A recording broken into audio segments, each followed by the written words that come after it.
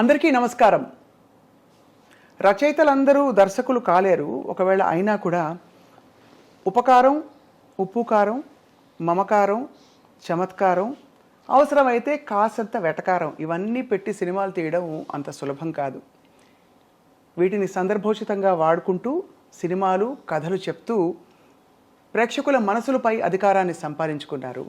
మనందరికీ సుపరిచిత దర్శకులు, రచయిత, సంగీతజ్ఞులు, మాటల రచయిత, అన్నిటికంటే ఎక్కువగా గోదావరి గలగలల్ని, అలాగే స్త్రీలోని ఒక సున్నితత్వాన్ని అంత ఇష్టపడిన మన వంశీ గారు. వంశీ గారితో ఇవాళ మాట్లాడుతూ చాలా విషయాలు తెలుసుకోబోతున్నాం. ఆయన ఇంటికి వస్తే చాలు తెలుగుదనం ఇలా ఉట్టిపడుతుందన్నమాట. వంశీ గారిని పలకరించే ప్రయత్నం ఇవాళ. వంశీ గారు నమస్కారం అండి. నమస్కారం సార్, మీ పుస్తకాల్ని ఒళ్ళో పెట్టుకుని స్ఫూర్తిగా ఇలా మొదలు పెడుతున్నాం. సంచిలో పెట్టుకోకండి, వెళ్ళేటోటి అంతేనా? ఒక్కో కాపీ ఉందా? స్పెసిమల్ అంతేనా? సో ఇవి ఏనాటివో చాలా 75 అండి. అవును, 76 డేట్లు ఉంటాయి. అప్పటి ప్రింటు, అప్పటి తీరుతెన్నులు. అమ్మో, పుస్తకంలో పేజీ బయటకు వస్తేనే ఎక్కడ ఇది నలిగిపోతుందా అని ఆందోళనగా ఉంది. సార్, 14 ఏళ్లకి ఇంత పుస్తకం రాయాలనే ఆలోచన మీకు ఎలా వచ్చి ఉంటుందో? తెలీదండి. అంటే ఎక్కువ చదివి తక్కువ రాయాలనేది పెద్దవాళ్ళు చెప్పింది. అలాగా మా ఊరి లైబ్రరీలో నేను బాగానే చదివాను. అలా చదువుతున్నప్పుడు రాయాలనిపించింది. ఆ రోజుల్లో ఎలా ఉండేది సార్? పుస్తకం రాయాలంటే, ఇప్పుడు రాయాలంటే పబ్లిషరు వాళ్ళకి నచ్చాలి, ఇలా రకరకాల వ్యవహారాలు ఉంటాయి. ఆ రోజుల్లో మీరు ఏంటి, చేత్తో రాసేసుకున్నారా? కలంతో రాసేసుకుని వెళ్ళి చెప్పారా నేను రాశాను, ప్రచురించండి అని? నేను రాయడానికి వెనకాల ఒక కథ ఉందండి. అది ఆ కథని నేను ఆల్రెడీ రాశాను. మళ్ళీ ఇప్పుడు చెప్పండి, చెప్తా. తప్పకుండా చెప్పండి. ఏంటంటే ఒక కథ రాశానండి. దాని పేరు నల్ల సుశీల. ఆ కథ ఆంధ్రజ్యోతిలో ఆనంద దీపావళి కథల పోటీకి పంపించాను, ఆంధ్రజ్యోతికి. ఆ రోజుల్లో ఈ పోటీలంటే వేలు లక్షలు వెళ్ళి అనుకుంటాను. దాంట్లో నాకు సెకండ్ ప్రైజ్, థర్డ్ ప్రైజ్ వచ్చిందండి నా మొట్టమొదటి కథకి. వచ్చేసరికి నా ఆనందం అంత మామూలుగా లేదండి. 250 రూపాయలు చెక్ వచ్చిందండి ఆ రోజుల్లో. పెద్ద అమౌంట్, చాలా పెద్ద అమౌంట్. అయితే మాకు దగ్గరలో అనపర్తి అని ఒక ఊరు ఉంది.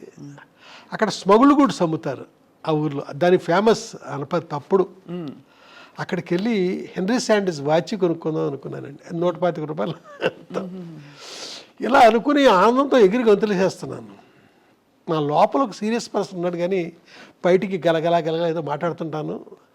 అలాగా కొంతమంది అపార్థం కూడా చేసుకుంటారు నా లోపల మనిషిని, తెలియని వాళ్ళు. ఇలాగా నేను సంబరంగా ఎక్కడ పడితే అక్కడ మాట్లాడుతుంటే ఎవరో కొంతమంది ప్రైజ్ ఇచ్చేదంటే మాటలు కాదు, ఏంటి కదా అని అడిగారండి. గలగలమంటే చెప్పేశాను. ఎక్కడ పడితే అడిగిన ప్రతి వాడికి చెప్పేశానండి. ఎవరో ఒక అతను ఆంధ్రజ్యోతికి ఒక లెటర్ రాశాడు. ఒక రష్యన్ కథ చదివానండి నేను. ఆ కథ ఇది అని క్లుప్తంగా కథ గురించి చెప్తూ, ఇది నా కథ గురించి, మీరు బాగుంది థీము అంటే అనువాదం చేసి పంపిస్తాము, మీకు మీ నుంచి రిప్లై ఎక్స్పెక్ట్ చేస్తున్నాము. అప్పుడు ఆంధ్రజ్యోతికి పురాణం సుబ్రహ్మణ్య శర్మ గారు ఎడిటరు, ఇంద్రగంటి శ్రీకాంత్ శర్మ గారు ఆయనకి అసిస్టెంట్. అంటే ఇంద్రగంటి శ్రీకాంత్ శర్మ అంటే మన కృష్ణ ఉన్నాడు కదా, అవును, మోహన్ కృష్ణ ఇంద్రగంటి, అలాగే కిరణమయ్యి వాళ్ళ ఫాదరు, నాకు గురువు తర్వాత కాలంలో. వాళ్ళు చదివి ఇదేంటి మనం ప్రైజ్ ఇచ్చిన కదా ఇదే కదా అని నాకు అది ఆపేశారండి. ప్రైజ్ ఆపేసి నా చెక్కు వెంటనే వెనక పంపమని లెటర్ వచ్చిందండి, మీకు ఇవ్వట్లేదు అని. ఆ తర్వాత నేను అక్కడికి వెళ్ళి నెత్తి నోరు బాదుకుంటే, ఇంత స్టాండర్డ్ ఉన్న కథ ఇంత చిన్న కుర్రోడు రాయడం ఏంటి, నో వీడితో కాపీ కొట్టాడు అని డౌట్ వచ్చింది వాళ్ళకి. ఆ తర్వాత కాలంలో పురాణం సుబ్రహ్మణ్య శర్మ గారు నన్ను పిలిచి, నువ్వే నిజంగా కాపీగానే కొట్టకపోతే నువ్వు ఏమి రాయి, నీ ఫ్యూచర్లో వేస్తానే ఉంటాను ఆంధ్రజ్యోతిలో, కానీ ఇప్పుడు టైం అయిపోతుంది. తర్వాత వారమే దీపావళి ఇష్యూ బయటకు వచ్చేది. దీపావళి కథల పోటీకి గదని పంపించింది అని వేరే పాలకొండేటి సత్యనారాయణ గారికి ఏరుదాటిని కెరటం అనే కథకి ప్రైజ్ ఇచ్చేసారు, అది పక్కన పారేసి. తర్వాత వాడికి లెటర్ రాశారండి. ఎవరైతే ఆంధ్రజ్యోతికి రష్యన్ కథ అనువాదం చేస్తున్నానో అని అన్నాడో అతనికి లెటర్ రాశారు. అతని నుంచి ఏ రిప్లై లేదండి. అయితే వాళ్ళు ఈ రకంగా చీట్ చేశారు అని అర్థం చేసుకున్న శర్మ గారు నా కథను పబ్లిష్ చేశారు. ఆ తర్వాత వెంటనే నవలా ప్రియదర్శిని అని ఒక స్కీమ్ పెట్టారండి. ప్రతి నవల 12 వారాలే, అంతకుముందుకి చిన్న చిన్న నవళ్ళు. ఆ స్కీమ్లో నేను ఏమీ డల్ అవ్వకుండా నవల రాసేసానండి. ఒక ఆవిడ అద్భుతంగా ఉంటుంది హ్యాండ్ రైటింగ్, ఆవిడ పేరు భానుమతి. ఆవిడ కాపీ రాశారు. రాసేందుకు ఆవిడకి 116 ఇచ్చాను. ఆ రోజుల్లో పెద్ద అమౌంట్. 116 ఇచ్చాను ఆవిడకి. ఆవిడని భానుమతి పిన్ అనేవాడిని. ఆవిడ కాపీ రాశారు. ఆంధ్రజ్యోతికి పంపిస్తే సెలెక్ట్ అయింది. అదే మీ చేతిలో ఉంది, మంచు పల్లకి. ఎంత అద్భుతం సార్. అయితే తర్వాత నా సినిమా పేరు కూడా ఇదే పేరు, బట్ సినిమా కథ వేరే, ఈ కథ వేరే. అయితే సినిమాకి ఆ టైటిల్ పెట్టడానికి డైలారేటర్ కారణం అండి. ఆయన ఈ పేరు పెడదామని అంటే సరే అన్నాను నేను. సో అప్పటి నుంచి ఇప్పటి వరకు మరి ఎంతో సృజన ఉన్న ప్రయాణం మీది. ఇప్పుడు ప్రపంచం చూస్తే ఏమనిపిస్తుంది సార్ మీరు? అంటే వెనక్కి తిరిగి చూసుకున్న మీ ప్రయాణము, మీకు పరిచయమైన వ్యక్తులు, మీరు పెరిగిన వాతావరణం అన్నీ చూసి ఇప్పుడు చూస్తే జీవితం ఏమనిపిస్తుంది? ఏమనిపించడం కాదండి, నేను ఏంటంటే మనల్ని బట్టే, మన నుంచే మన జీవితం, మన ప్రవర్తన నుంచే.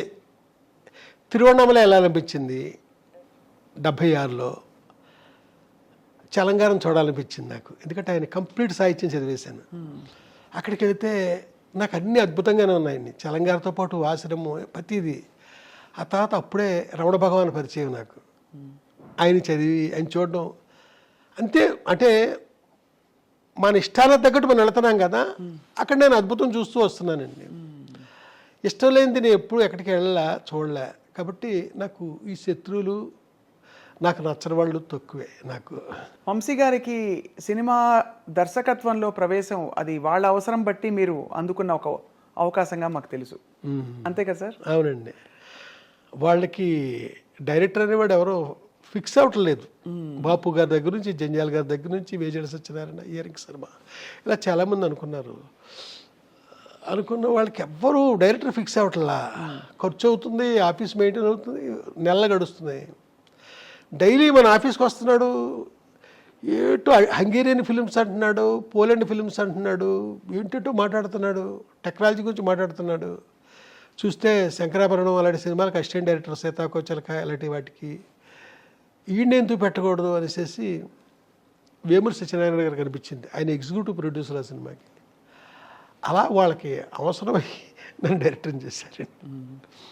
వంశీ గారి సినిమాల్లో అందం అంటే చూసే వాళ్ళ కళ్ళల్లో ఉంటుందని అంటారు, కానీ మీ సినిమాల్లో అమ్మాయి కళ్ళే అందం అని నమ్మిన వ్యక్తి మీరు. ఎందుకు సార్ కళ్ళతో మీకుండే అనుబంధం? తెలియదండి, అలాంటి కళ్ళని మొట్టమొదటి చూసానేమో. అలాంటి కళ్ళు నేను మొట్టమొదట మా ఊళ్ళో చూశానండి. ఒక మనిషి, హాస్పిటల్లో నర్సు, ఆ మనిషిని నేను రెగ్యులర్గా చూస్తూ ఉండేవాడిని. అంతే, చూడడమే. నాకంటే పెద్ద ఆవిడ. ఓసారి రోజు చూడడానికి వెళ్ళేవాడండి. అతిశేఖలు వేసుకుని వెళ్ళేవాడిని ఆవిడ చూడడానికి, మా పక్కూరు. ఒకసారి నేను వెళ్ళబోతుంటే ఒక అతను, నువ్వు ఎక్కడికి వెళ్తున్నావు నాకు తెలుసు, వెళ్ళొద్దులే అన్నాడు. అన్నాను, అమ్మాయి చచ్చిపోయింది కదా అన్నాడు. ఆ తర్వాత డల్ అయిపోయింది. నేను మళ్ళీ అలాంటి అమ్మాయిని మద్రాసులో మళ్ళీ చూశానండి. ఆ అమ్మాయే మీ హీరోయినా? అంతే కదా, ఆ అమ్మాయే మీ హీరోయిన్. నేను పరిచయం చేసిన హీరోయిన్, అంటే నా సెకండ్ ఫిల్మ్లో హీరోయిన్. అసలు జాతీయ అవార్డు అందుకోవడం అంటే ఆ రోజుల్లో మీ స్పందన ఎలా ఉండింది సార్? అంటే ఎవరు ఊహించని ఒక పరిణామం. గొప్ప చిత్రంగా ఇప్పటికీ తెలుగు చిత్రాల జాబితాలో నిలిచిపోయిన చిత్రం. ప్రెసిడెంట్ ఆఫ్ ఇండియా ఆ జాతీయ అవార్డుల ఫంక్షన్కి వాళ్ళ పిఎస్ ఎవరో 2 hours టైం ఎంత ఇస్తారండి మనకి. ఈ లోపల ఈ అవార్డు విన్నర్స్ అందరూ ఆ అవార్డు తీసుకోవడం అంతా జరగాలండి. దానికి ఏం చేస్తారంటే అందరికీ తెలుసున్నదే, రిహార్సల్ చేస్తారండి ముందు. అవును అవును, ఇది కూడా అవును, గతంలో చెప్పారు మీరు. అవును, అలా చేసినప్పుడు ప్రతిదీ కౌంటేనండి. ఇన్ని అడుగులు నడుచుకుంటూ వెళ్ళి ఆ అవార్డు తీసుకుని ప్రెసిడెంట్ ఆఫ్ ఇండియా దగ్గర షేక్ హ్యాండ్ తీసుకుని జనం కేసి ఇటు తిరిగి నవ్వుతూ అప్పుడే ఫోటో తీస్తాడు, స్టిల్ ఫోటోగ్రాఫర్. నడుచుకుంటూ కిందకి దిగిపోవడం టైం ఉంటుందండి, అదంతా కౌంట్ చేస్తారంతా. ఆ టైంలో president of India shake hand ఇస్తారు కదండి, ఎక్కువసేపు పెట్టి చెయ్యి నాకు నన్ను పట్టుకొని. అది నేను మర్చిపోవాలని గొప్ప ఫీల్ నాకండి. గట్టిగా నొక్కుతూ ఎక్కువసేపు ఆ షేక్ హ్యాండ్ ఇవ్వడం అనేది జరిగింది. అది అవార్డు పుచ్చుకున్న దానికంటే గొప్పగా నేను అక్కడ ఫీల్ అయ్యానండి. నేను అది నేను ఇదివరకు చెప్పినదే, ఇది మళ్ళీ మళ్ళీ చెప్పబుద్దేసేది ఇది. అవునవును, నిజమే. ఎందుకంటే సార్, ఆ రోజుల్లో జాతీయ అవార్డు మీ సమకాలీకులు చాలామంది ఇంకా ఎంతో అనుభవం ఉన్న వ్యక్తులు ఉండగా మీ చిత్రానికి రావడం అంటే విశేషం కదా సార్, చాలా విశేషం. ఆ ఫిల్మ్కి 4 అవార్డులు వచ్చినాయండి. Best editor, best female singer Janaki గారికి, వెన్నెల్లో గోదానందం పాట, best regional film, best production, అలాగా 4 అవార్డులు వచ్చినాయి. సార్, ఈ చిత్రంలో మీ హీరోయిన్ అంటే పాత్ర గురించి మాట్లాడుతున్నాను. సరే, ఆ పాత్రని ఎంతో ధైర్యంగా, ధైర్యవంతురాలిగా మీరు ప్రవేశపెట్టి, ఆ ధైర్యవంతురాలు అన్ని ఎదురీది పరిస్థితులకి, సవాళ్ళను ఎదుర్కొని నిలబడ్డ గట్టి మనిషి, ఎంత సున్నితత్వం ఉన్నా. కానీ చివరిలో ఆవిడ ఆత్మహత్య యత్నానికి దానికి కారణం ఏంటి సార్? దాన్ని ఎలా జస్టిఫై చేసుకున్నారు మీకు? అలా కాదండి, అది మహల్లో కోకిల అని నేను రాసిన నవల.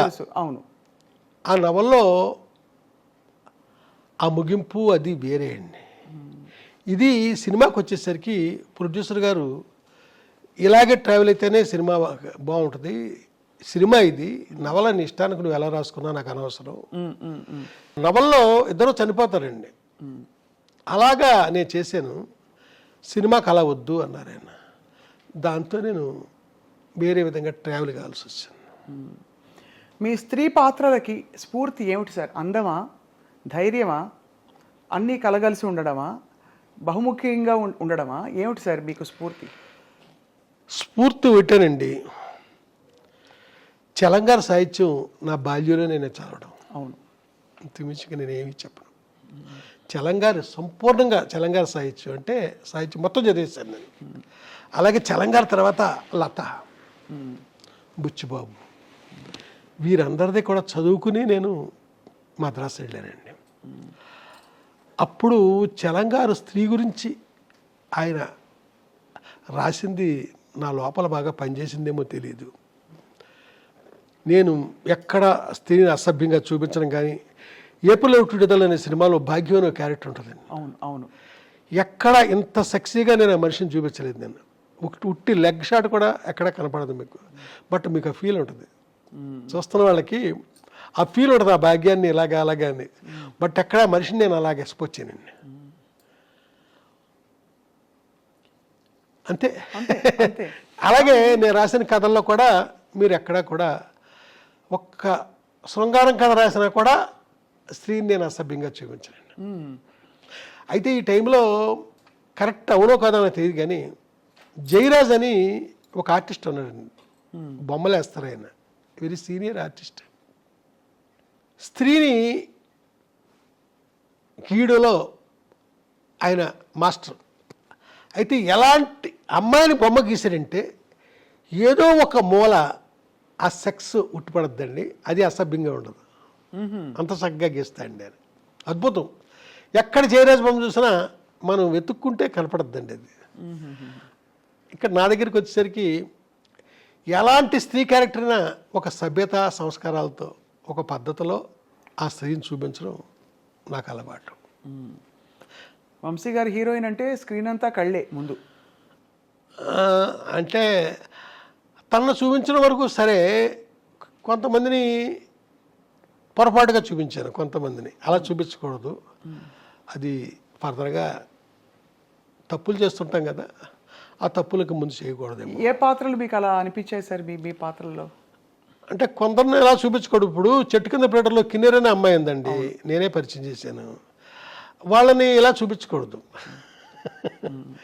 అలాగా మళ్ళీ కనకమహాలక్ష్మి రికార్డ్ డ్యాన్స్ టూప్ అనే సినిమా ఉంది, ఆ హీరోయిన్ చూపించచ్చు, బాగుంటుంది ఆ అమ్మాయి. అమ్మాయిని చాలా విచిత్రంగా నేను ఎలా అంటే అమ్మాయి లైఫ్లో హీరోయిన్గా ఒకే సినిమా చేసినట్టుందండి. ఏదో తమిళ సినిమాలో చెల్లెలి వేషం వేసిందండి. అది ఏవిఎం వాళ్ళ థియేటర్ ఉంది, ఏవిఎం స్టూడియో వాళ్ళ థియేటర్, అది ఏవిఎం రాజేశ్వరరావు ఏమో గుర్తులేదు. అక్కడ చూశానండి, విశ్వ గారి సినిమా నాకు గుర్తు. చెల్లెలు వేషం వేసింది ఒక అమ్మాయి. ఈ అమ్మాయి బాగుందే, హీరోయిన్ చేసేద్దాం అనుకుని హీరోయిన్ చేస్తాను. ఏం చూసేవారు సార్ అప్పట్లో మీరు హీరోయిన్ కోసం? అంటే ఏ గుణగణాలు ఉంటే ఈ అమ్మాయి నా కథలకి ఇముడుతుంది అని అనిపించేది? అంటే ఏమీ లేదు, నా కథలో నా క్యారెక్టరైజేషను నా మైండ్లో ఉండేదండి. దాన్ని మనసులో పెట్టుకునే వెతుక్కునేవాడిని నేను. ఓహో. వెతుక్కునే నేను భారతరాజు గారు మా గురువు గారు అండి, అంటే మా గురువుల్లో ఆయన ప్రధానమైన గురువు. ప్రపంచంలో ప్రతి మనిషి ఆర్టిస్టేరా, ఆ క్యారెక్టర్ వాడు సూట్ అయినప్పుడు. ప్రతి అమ్మాయి హీరోయిన్ రా, ఆ క్యారెక్టర్కి అమ్మాయి సూట్ అయినప్పుడు అనే మాట అన్నమాట నాలో బాగా బలంగా పనిచేస్తుందండి. సో ఆ కోణం నుంచే చూసేవారు. కానీ బాపు గారికి చారెడు బారెడు పిడికెడు ఇలా కొన్ని ఒక్కొక్క కళాత్మక దర్శకులకి ఒక్కొక్క అలంకరణ ఇలాంటిది ఉంటుంది. అలా వంశీ గారికి చెప్పాలంటే ఏం చెప్పాలి? ఏమో నేను చెప్పేశాను మీకు ఆల్రెడీ. అంతే, క్యారెక్టర్కి వచ్చినట్టే. అవునండి సార్, మీరు ఆ తర్వాత మీ ప్రయాణం కొనసాగిస్తున్నప్పుడు ప్రొడ్యూసర్లు మీ దగ్గరికి ఎలా వస్తారు సార్? మోస్ట్లీ నా దగ్గరికి కొత్త వాళ్ళే వచ్చారండి అప్పటి నుంచి ఇప్పటిదాకా. తర్వాత వాళ్ళు పాపులర్ అవ్వచ్చు. ఎవరండి, మన స్రవంతి రవికిషోర్ గారు ఆనాడు లేడీ స్టైల్ తీసినప్పుడు ఆయన కొత్త ప్రొడ్యూసరే కదా. ముగ్గురులో ఆయన ఒక ఆయన. ఆ తర్వాత పెద్దవాళ్ళు అయ్యారు, వేరే సంగతి. నా దగ్గరికి కొత్త వాళ్ళే ఎక్కువ వచ్చారండి.